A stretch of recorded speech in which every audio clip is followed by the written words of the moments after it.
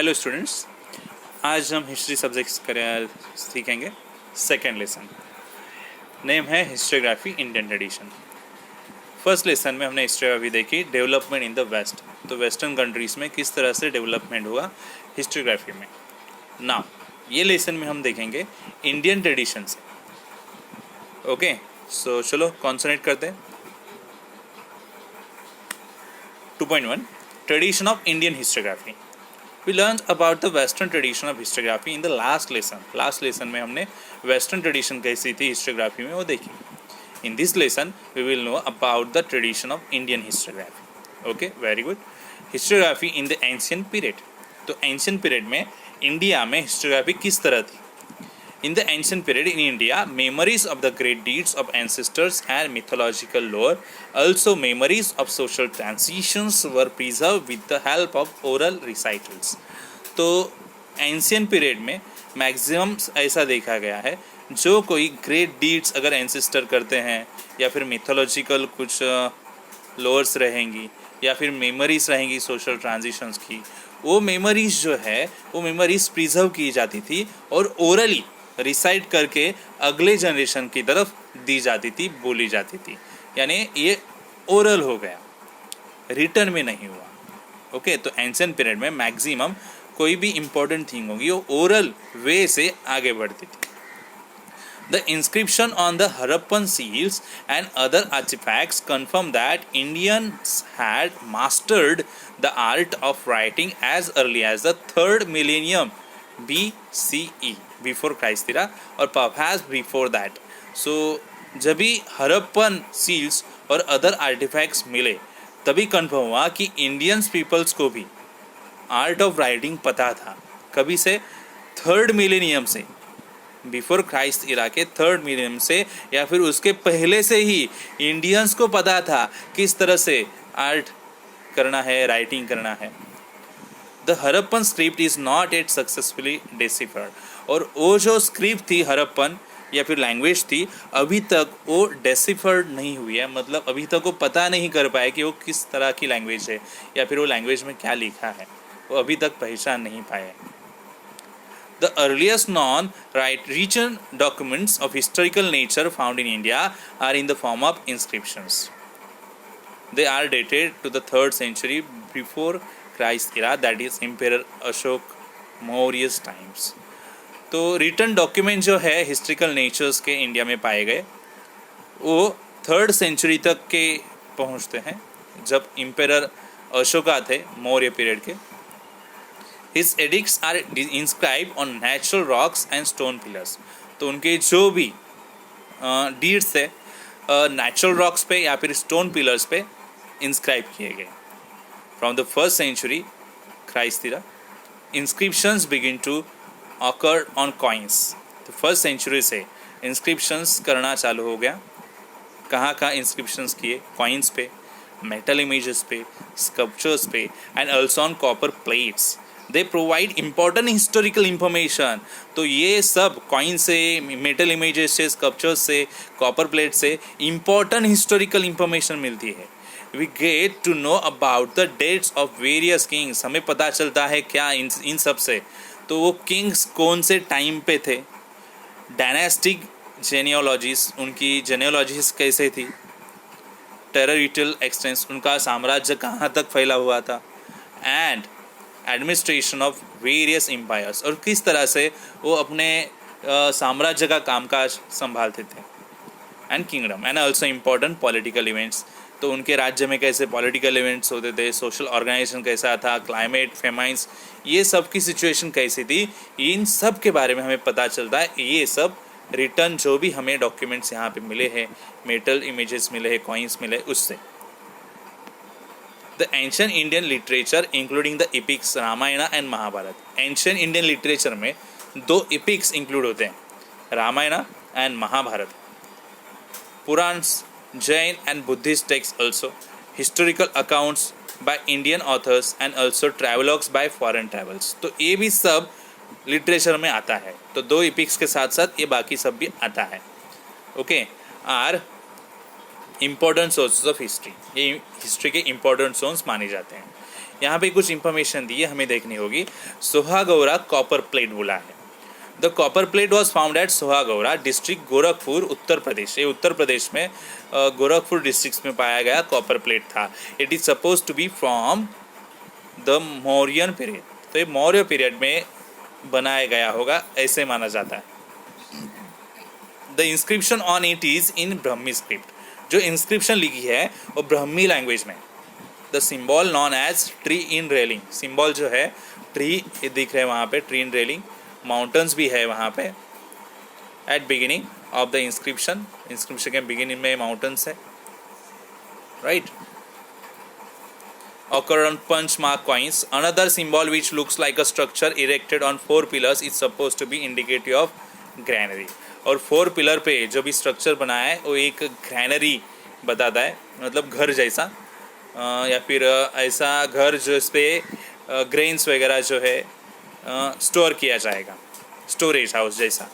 The inscriptions record of royal order that grain stored in the granary should be distributed carefully. तो inscription क्या होगा, इसका मतलब क्या होगा जो कॉपर प्लेट पे दिया है, मैसेज क्या होगा। तो मैसेज हमें नॉर्मली ये पता होता है कि रॉयल ऑर्डर है, ये जो ग्रेन स्टोर करने के लिए दिया है, शुड बी डिस्ट्रीब्यूटेड केयरफुली। और वो ग्रेन जो स्टोर किया है वो डिस्ट्रीब्यूटेड होगा केयरफुली, ऐसा मैसेज है।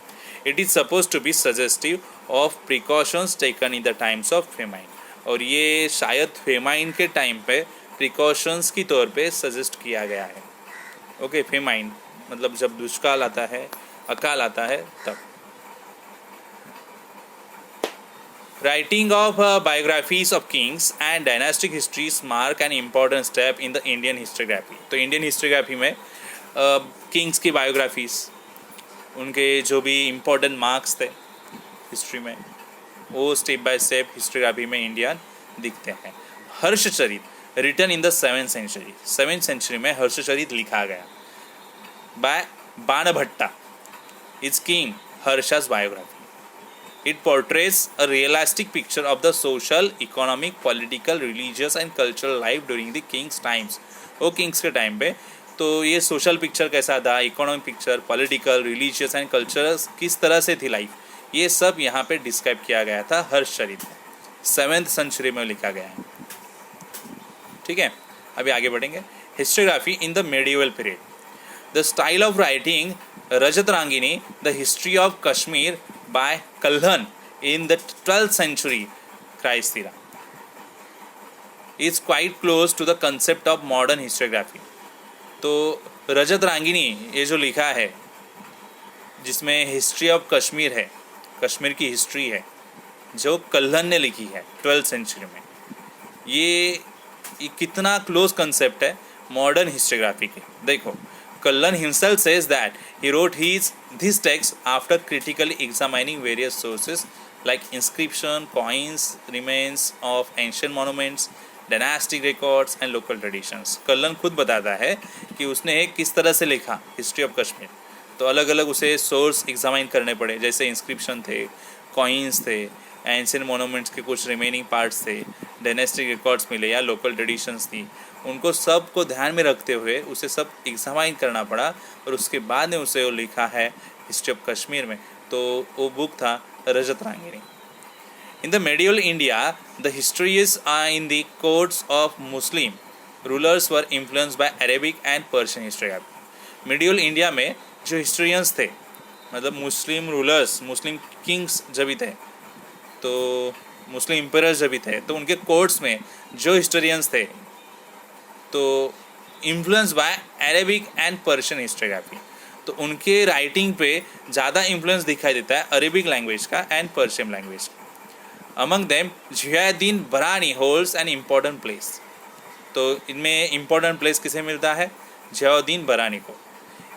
इन Tarikh e Firoz Shahi, a book written by him, उसने लिखा हुआ बुक जियाउद्दीन बरनी ने, Tarikh e Firoz Shahi. He has stated the purpose of histography, उसने पर्पस बताया हिस्टोग्राफी का क्या है। According to him the historians duty is not limited only to the recording of the rulers valour and policies. तो उसका कहना ये था, हिस्टोरियन जो है उसका ड्यूटी क्या है, ओनली किंग का वैलोर और पॉलिसीज जो है उनके बारे में लिखना नहीं है। रूलर्स ने मतलब किंग ने क्या वैल्योर किए, क्या पराक्रम किए है, क्या कौन सी लड़ाई या जीती है, उतना ही नहीं लिखना है। या फिर उसकी वेलफेयर पॉलिसी कैसी है, उतना ही नहीं लिखना है। और भी कुछ चीज़ें हैं हिस्ट्री में लिखने के लिए। तो उसका कहना यही था कि उतना यही नहीं लिखना है, हिस्टोरियन की ड्यूटी इतना लिखना नहीं है। He should also right about the rulers Fehling's. उसे और भी कुछ लिखना चाहिए। क्या? रूलर्स की फेलिंग, किंग की फेलिंग्स, उसकी इनकरेक्ट पॉलिसी और उससे जो भी इफेक्ट हुए उनके सबके बारे में लिखना चाहिए। दो चीज़ें अच्छी लिखोगे, बाकी की चीज़ें नहीं लिखोगे तो ये बराबर नहीं है। हिस्ट्री यानी सब थिंग्स आएंगे वहाँ पे। बरानी further says that a historian should also take into consideration the impact of the teaching of the wise and the learned and the saints on the cultural life of people. Thus Barani expanded the scope of historiography. इस तरह से बरानी ने अपने view से बताया कि scope क्या होगा हिस्ट्रियोग्राफी के लिए, और ये सबको पता चला। For the historians in the Mughal courts, praising the emperors and exhibition of loyalty become more important. जो हिस्टोरियंस मुगल कोर्ट्स में थे, एम्पायर्स के प्रेसिंग करते थे और लॉयल्टी कितनी है वो बताते थे, वही दो ही चीज़ें इंपॉर्टेंट थी। वही करो बस, एम्पायर का प्रेस करो और लॉयल्टी दिखाओ, लॉयल्टी का एग्जिबिशन करो। The custom of adding suitable poetic cottage, साथ ही साथ आगे आने वाले पीरियड में चेंजेस ये दिखाई दिए कि अपने राइटिंग में पोएम्स यूज़ करने लगे, पोएटिक कॉट्स यूज़ करने लगे। Beautiful pictures was also introduce, और ब्यूटीफुल पिक्चर्स भी इंक्लूड करने लगे। Babur the founder of Mughal empire, Mughal empire का फाउंडर कौन था? बाबर। उसने अपनी ऑटोबायोग्राफी लिखी जिसका नाम था Tuzuk e Baburi. It contains the description, उसमें क्या क्या कंटेंट्स था, डिस्क्रिप्शन थे जो उसने बैटल्स की, कितने बैटल्स किए, उन सब बैटल्स की information. Okay. Babur also record is minute observation of various regions, वो जहाँ जहाँ जाता था वहाँ रीजन्स के ऑब्जर्वेशंस, सिटीज़ की ऑब्जर्वेशन जहाँ जहाँ वो ट्रैवल करता था, इंक्लूडिंग लोकल इकोनॉमी, वहाँ पे इकोनॉमी कैसे थी, कस्टम्स कैसी थी, अलग अलग ट्रीज प्लांट्स कैसे थे, फ्लोरा कैसे थी, ये सब का ऑब्जर्वेशन करके उसने अपने ऑटोबायोग्राफी में बताया। Abul Fazl's Akbarnama is very important from the view point of critical histography. Abul Fazl's ने अकबरनामा लिखा, ये भी इम्पोर्टेंट था। इससे हमें क्रिटिकल व्यू पॉइंट देखने को मिला हिस्टोग्राफी के। His method of collecting authentic historical document and their scrutiny is look upon as divide of bias and hence realistic. तो देखो क्या लाइन बताइए, तो उसकी मेथड थी method of collecting authentic historical documents. तो हिस्टोरिकल डॉक्यूमेंट है वो कलेक्ट करो एंड स्क्रूटनी करो, मतलब वेरीफाई करो, चेक करो कि वो कितने राइट है, कितने बियास है, या फिर कितने रियलिस्टिक है, वो देखो।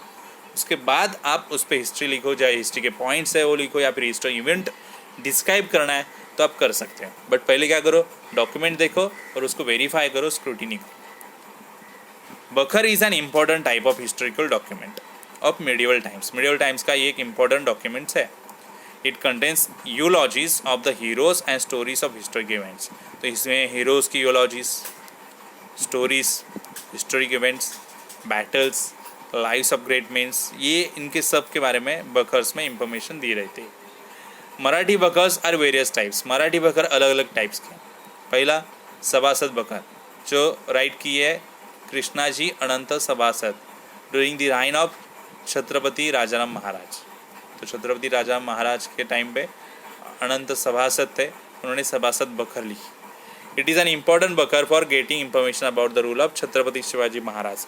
तो छत्रपति शिवाजी महाराज, इनका इंफॉर्मेशन जो है, उनके राज्य के बारे में इंफॉर्मेशन जो है वो यहाँ पे पता चलती है सभासद बखर में। ओके। भाऊसाहेबांची bakhar describe the battle of Panipat. भाऊसाहेबांची बखर, ये बखर में डिस्क्राइब किया गया है बैटल ऑफ पानीपत कैसा हुआ, उसकी रिलेटेड इंफॉर्मेशन जो है। अनदर बखर इंटाइटल पानीपतची बखर, और भी एक बखर है जो पानीपतची बखर नाम से जानी जाती है, ये भी सेम इवेंट पे डिपेंड है, पानीपत के तौर पे। होलकरांची कैफियत provides information about the Holkars. ये होलकर पीपल जो थे, होलकर फैमिलीज जो थी, उनकी इंफॉर्मेशन देती है और उनके कंट्रीब्यूशन क्या था मराठा साम्राज्य में वो बताते हैं।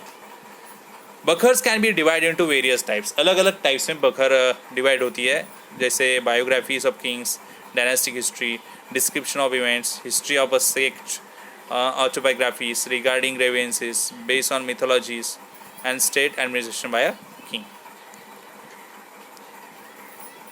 Historiography in the modern period, अभी मॉडर्न पीरियड में किस तरह से हिस्टोग्राफी थी, चलो देखते हैं. In the 20th century the Indian archaeological exploration and research started under the British rule. 20th century में जब भी हिस्ट्री का सर्च चालू हुआ तो इंडिया पे था British rule. A number of ancient sites were excavated under the supervision of Sir Alexander Cunningham. तो सर अलेक्जेंडर कनिंघम थे और उनके सुपरविजन के अंडर कुछ एंशियंट साइट एक्सकवेट की. The first director general of the archaeological survey of India, वो first director general थे archaeological survey of India के. He chose mainly the sites mention in the Buddhist text. उन्होंने वही sites पहले से लिखी जो बुद्धिस्ट टेक्स्ट में लिखी थी और बुद्धिस्ट प्लेस से थी. Harappan civilisation was discovered during the tenure of sir John Marshall. Harappan civilisation कब डिस्कवर्ड हुआ, तो सर जॉन मार्शल के tenure. Because of this discovery the antiquity of Indian history could be trace to 3rd millennium BCE और even earlier. तो ये discovery की वजह से इंडियन हिस्ट्री जो है कहाँ तक जा पहुँची, 3rd millennium BCE तक या उससे भी पहले. ये इंफॉर्मेशन की वजह से हमें पता चला कि इंडियन हिस्ट्री जो है बहुत पीछे जाती है. Many British officer in India wrote about Indian history. बहुत से ब्रिटिश ऑफिसर थे, उन्होंने इंडिया के बारे में लिखा, इंडिया का हिस्ट्री लिखा. Their writings display strong influence on the colonial policy of the British. उनका इन्फ्लुएंस जो है राइटिंग पे कॉलोनियल पॉलिसी का था, ये पता चलता है उनके राइटिंग से.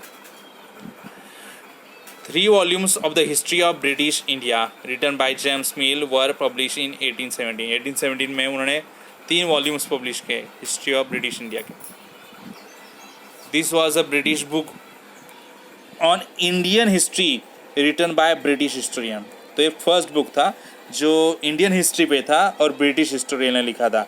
It clearly reflects an absence of objective perspective and prejudice about various aspects of the Indian culture. तो क्लियरली यहाँ पे रिफ्लेक्ट होता है कुछ चीज़ें जो थी वो अब्सेंस थी जो उन्होंने बताई नहीं थी वहाँ पे. And prejudicious amount various aspects of the Indian culture. और इंडियन कल्चर जो है उसके बारे में ज़्यादातर वहाँ पे इंफॉर्मेशन नहीं थी. The history of India written by Mount Stuart Elphinstone, governor of Bombay, now Mumbai झाला है, एंड वॉज पब्लिश इन 1841. ये जो है 1841 में पब्लिश किया गया. The period of Maratha empire is very important in the Indian history. तो इंडियन हिस्ट्री में मराठा एम्पायर का पीरियड बहुत इंपॉर्टेंट माना जाता है. Grant Duff's name stand out among the British officer who wrote about Maratha history. Grant Duff's ये नाम पहले सामने आता है जिन्होंने मराठा एम्पायर के बारे में मराठी हिस्ट्री लिखी. He wrote the book in title a history of Marathas. उन्होंने बुक लिखा था जो बुक का नाम था a history of Marathas, Mahrattas. This book is published in 3 volumes. Grand Duff is writing also shown the British inclination of condemning Indian culture and history. जो भी British writer थे वो राइटिंग करते थे इंडिया के बारे में, बट इंडिया का कल्चर प्रॉपर नहीं दिखाते थे, हिस्ट्री प्रॉपर नहीं दिखाते थे. Similar tendencies witness in colonial thoughts. ऐसी ही टेंडेंसी कॉलोनल थॉट्स की राइटिंग में पाई गई. राजस्थान की हिस्ट्री बताई. The 2 volumes written by William Wilson Hunter on Indian history show somewhat impartial treatment of the subject.